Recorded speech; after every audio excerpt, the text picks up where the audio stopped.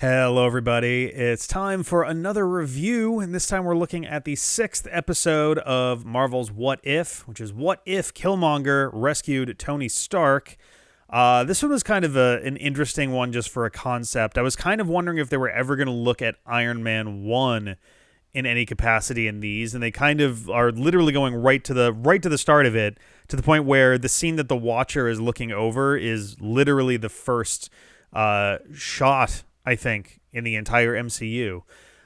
So the general premise here being that instead of Tony Stark being, hit with one of his own missiles, and the shrapnel going into his body and into his bloodstream, and then he has to become Iron Man, instead, Killmonger shows up and throws the bomb away and just entirely changes that aspect of the MCU forever.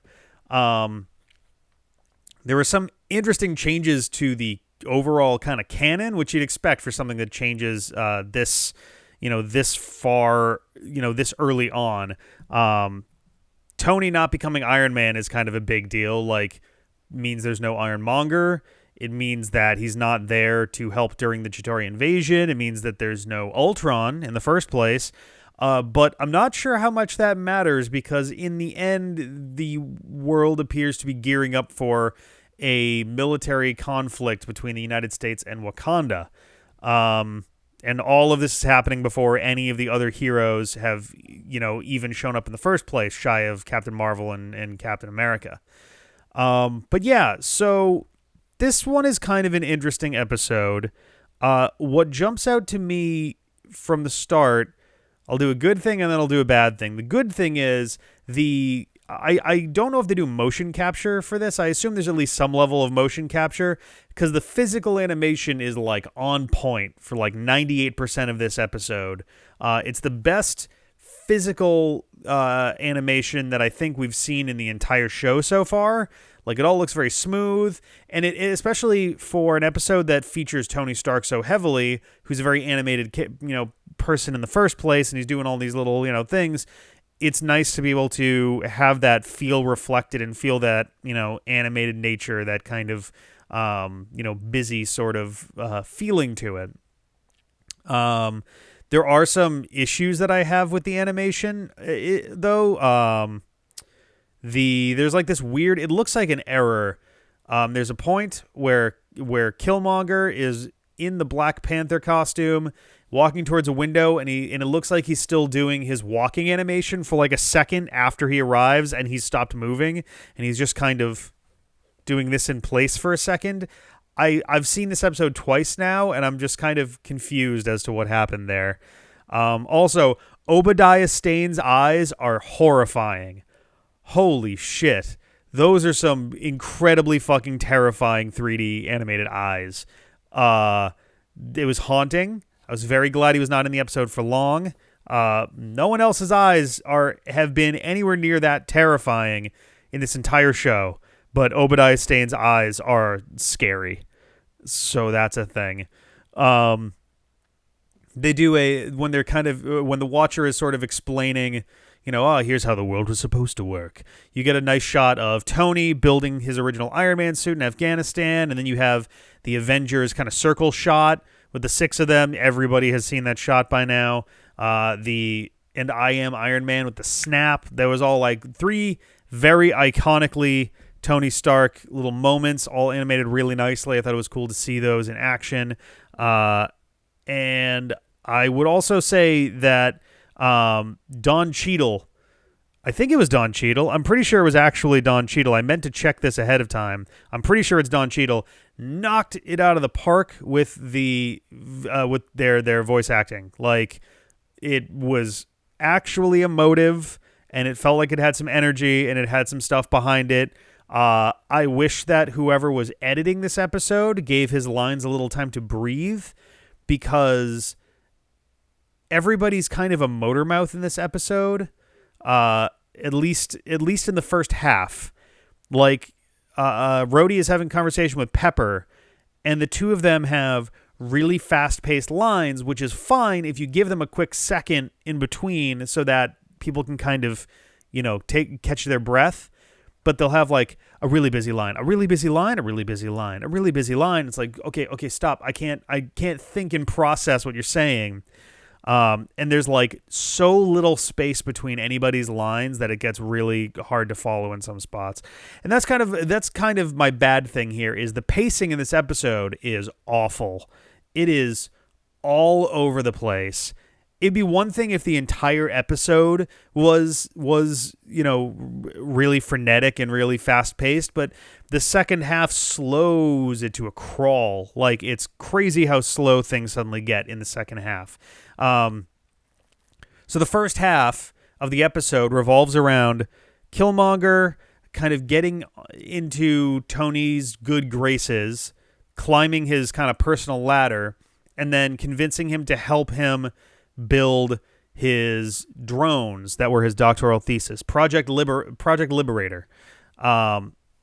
And all of this happens in the span of 7-8 minutes. Like, it's really fast. And it'd be one thing if it was kind of like 2 or 3 scenes. It's like 7 scenes, and they all like rip through there. Because you get the scene of Killmonger rescuing Tony, and then you get the scene of Tony making Killmonger his chief security officer, who then outs Obadiah, and then there's them at the bar where he decides to make him the COO, and Rhodey is talking with Pepper, and then there's them in the workshop talking about dads, and then the Liberator drones, and then they're building the Liberator drones, and it's just like, whoa, okay, we gotta just pump the brakes a little bit. There's a point where Tony, kind of apropos of nothing, is just like, man, they need some fuel. If only I could miniaturize the arc reactor. Never mind. And it's like, it felt like it's one thing when you have kind of a throwaway line, and it's like, man, the arc reactor is pretty good about it. Well, if only we had some other kind, I don't know, there are ways they could have gotten the same kind of gag across, the same little reference across without it feeling so forced or so fast. Because they don't come back to that at all. The miniaturized arc reactor is not a thing. So that's just not a thing that happens. So much gets stuffed into that first half that by the time Killmonger has a legion of Liberator drones and the backing of the U.S. government, it feels like the episode should be ending, and it's like half over. It's such an exhausting pace for the first half, and then you get to the second half, which is mostly Killmonger in Wakanda, where he reconnects with T'Chaka and the royal family. T'Challa is dead at this point, so he kind of winds up taking T'Challa's place in many ways. There's this really belabored action sequence where Killmonger brings his Liberator drones through he convinces Wakanda to lower their force shields. Then he has the Liberator drones enter the force shields. Then Wakanda lowers the force shields, and the idea is that it cuts it off from the Jarvis AI that's outside of Wakanda because of electromagnetic interference. But he's actually got a little beepy hand thing. And so they reactivate, and then they have this it feels like it goes on forever. It's this big, long fight sequence of Wakanda fighting the Liberator drones. And part of me is like, yeah, this could be really cool, but also it just, it's impressive from an animating standpoint, but it's just not that interesting. It really lost a lot of my attention there. And there's the for T'Challa with when his mother, the general, winds up. I forget the character's name, and I am so embarrassed about that. But she kills 2 of the drones at once and raises the Dora Milaje double spear. Would that be a pike, I guess, or I don't know. Anyway,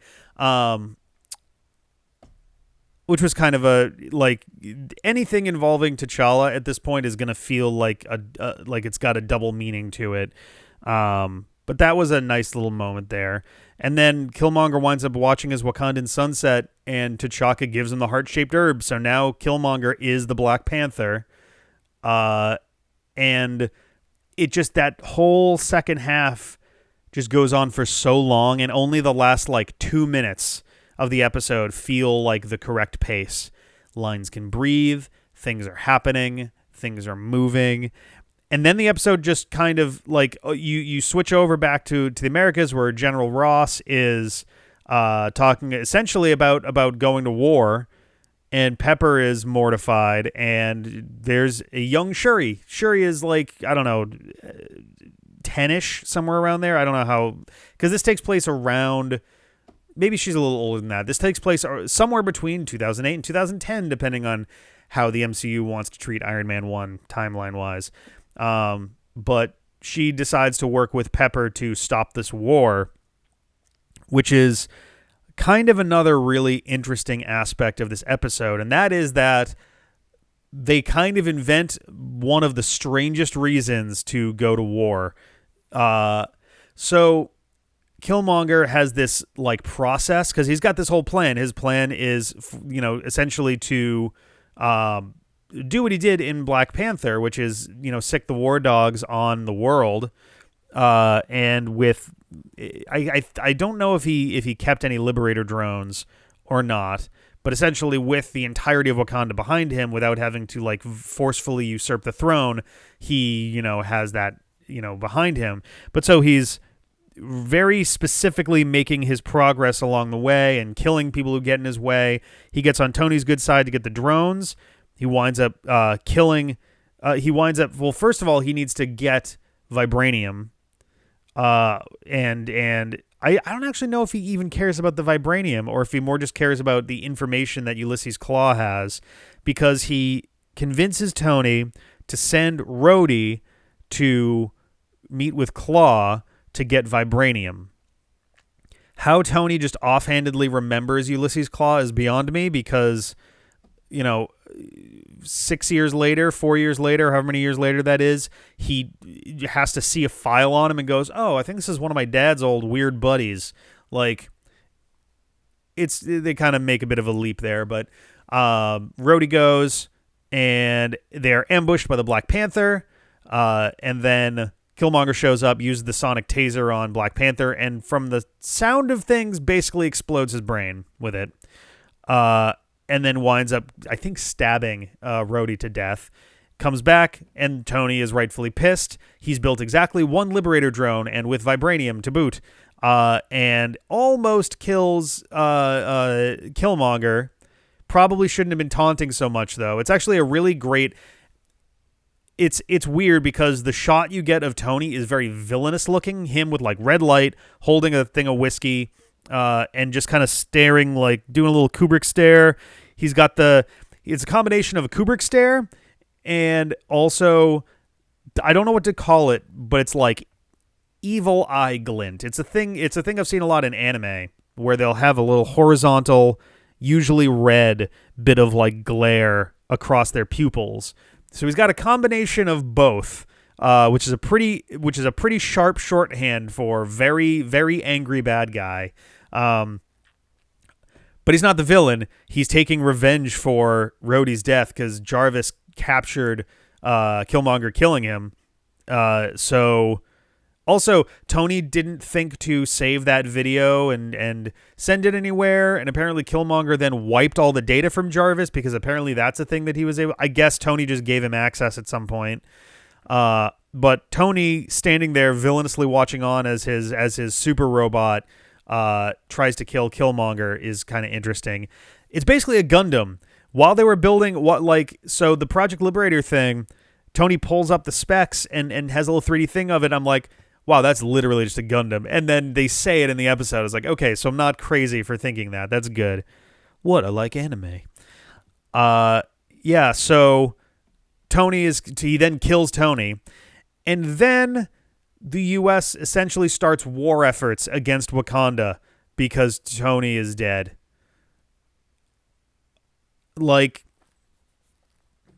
maybe that's the kind of thing that would have happened like 40 years ago, but I feel like in the 21st century, if any of the richest persons in the United States were killed in mysterious circumstances, the last thing that we would do would be to then invade another sovereign nation with an army of robots, like war robots, Gundams. It's such an insane immediate trajectory shift, and Ross uses the Patriot Act to force Stark Industries to mass produce Liberator drones. Like, it just jumps from I'm trying to think if there's someone who is like phenomenally wealthy in the United States actually who is related to like weapons manufacturing or the Department of Defense or anything like that, and I don't, because I was gonna say it's like if Jeff Bezos were suddenly mysteriously killed, we would not then instantly go to war with somebody over that. Like, that's not no. It was very fucked up. And not just that, they send their army of robots in, and then they lose the signal because they actually are like watching from afar in Nevada, and then they prepare for another volley of war. It sounds like they're preparing to nuke Wakanda over Tony Stark, who at the time was just a rich weapons guy. Like, no. That's extreme even for like a comic book setting. So yeah. The drones also look, the Liberator drones also have a bit of a hammer drone aesthetic to them. They look like juiced up hammer drones. If anything, it's kind of a shame that Justin Hammer didn't show up in the episode in some capacity. That would have been kind of nice.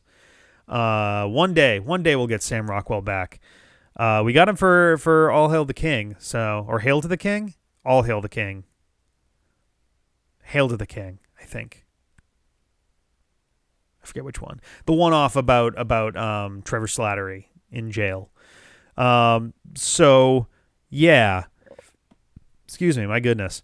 I mentioned the Patriot Act. Killmonger is triple crossing so many people that it's hard to keep track of what he's doing.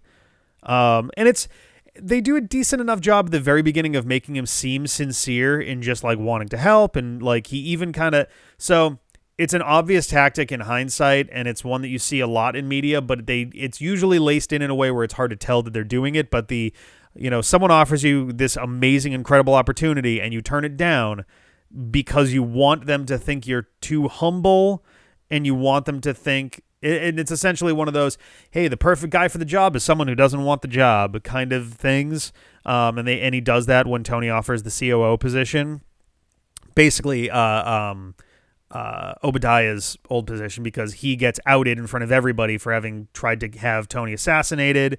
Happy punches him out. That was great because he's got a ghoulish face and I hate him.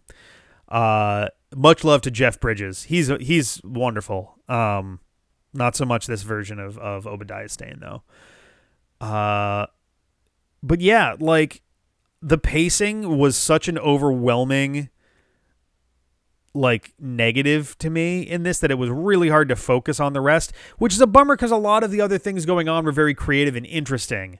I thought that the confrontation between Tony and Killmonger was really cool. It's maybe the best part of the whole episode.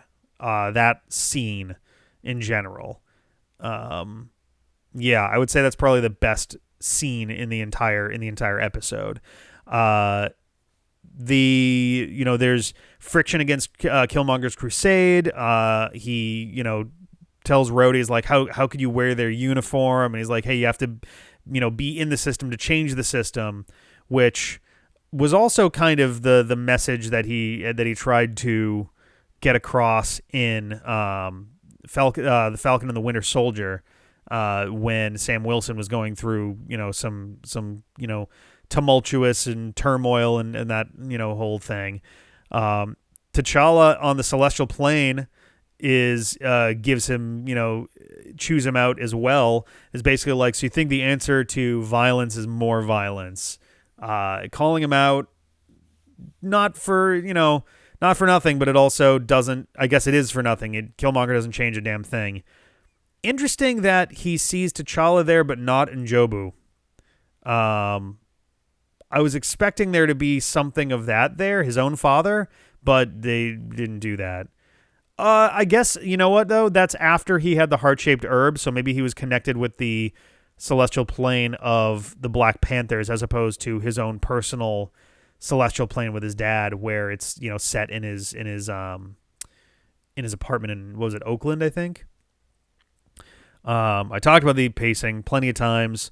I talked about the weird... Oh, T'Challa... So this episode takes place around the time of Iron Man, which takes place around 6 to 8 years before Black Panther. So there are some interesting changes that means, and Civil War for that matter, such as T'Chaka is still alive. T'Challa is already the Black Panther, so at some point between 1992 and 2008, 2010, the switch happened and T'Chaka gave up the mantle of Black Panther to T'Challa. We don't really know when that happened, and T'Challa seems pretty like good at his job. So it hasn't happened that recently, and I don't remember how old T'Challa is supposed to be.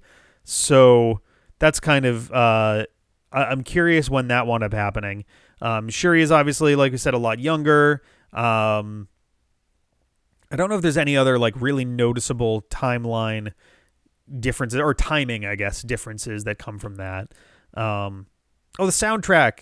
There's a really I don't know what style you would call it exactly, but I was gonna say like maybe like trap hip hop, but there's that. It's not exactly hi-hats, but it's like that same like they used it a lot in Black Panther for scenes that focused on Killmonger. It kind of became his motif along with, you know, the soundtrack in general, and they used that to really great to really great success, I think, in this episode. The soundtrack is pretty solid. I don't think there's any points where the music felt wrong in any way. And I think they did a good job of using the music to kind of highlight who was the focus and who was kind of in charge of the given situation. So I think that was a really big plus there.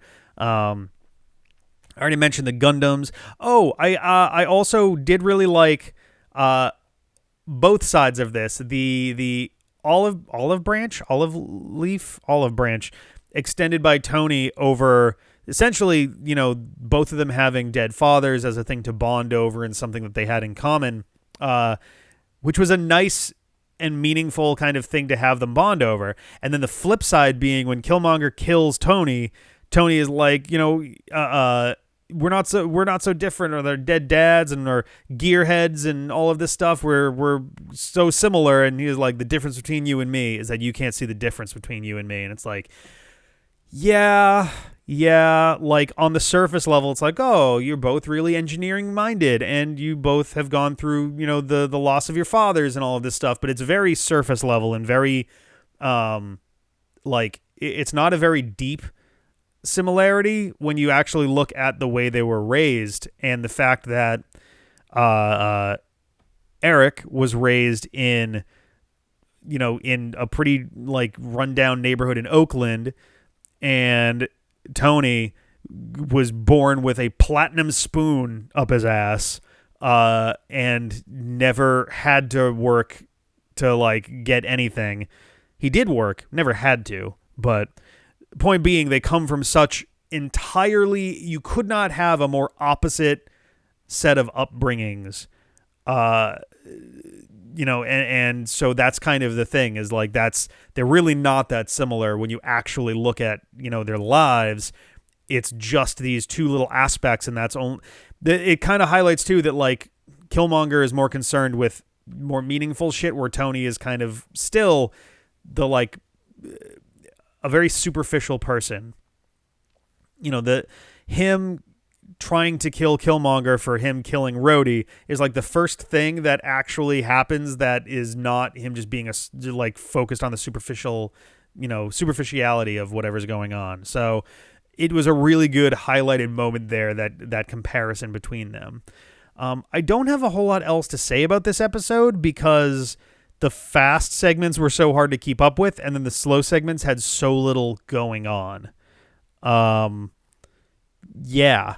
So I liked the episode generally, but the pacing was such a weird issue, and it kept feeling like, okay, the episode's gonna end now, or now, or now, or now, and then when I'm like, okay, fine, let's let this go for a little longer. That's when it ended. I'm like, oh, okay. I'm gonna give this episode a 6. It was good, but it wasn't particularly great. And like I said, I feel like I've been repeating myself a million times. The pacing really just is the biggest problem with this episode. The first half could have been stretched to half an hour, or they could have tried to stuff it with detail a little less, and it would have allowed the material to breathe a bit more. And I think that was kind of the downfall there. And I think the second half could have been a little bit shorter. So honestly, if the second half gave up around 30 to 40% of its time and pushed it over to that first half, it would have felt like a much smoother transition across all of this. But instead, we kind of had some real weird, pacing overall, and it did kind of bring down the experience for the episode. But I would like to hear what you guys think of what if Killmonger rescued Tony Stark. I am curious if we're going to have any others that focus anywhere on Tony. I think this is the only one that really has. We had zombies, we had Doctor Strange, we had the Avengers getting killed, which was like him and the rest of the Avengers. We had Captain Carter, and we had T'Challa as the Star-Lord. So yeah, this is our Tony Stark centric one, I guess. But yeah, I'd love to hear what you think about that and what you thought about this video. And we'll see you next time for What If Thor Were an Only Child. I have not watched this week's episode yet. I don't even know what it's about, and I'm gonna record my my thoughts on the Thor one before watching that also. So we'll see how these things all shake out. So see you later. Bye.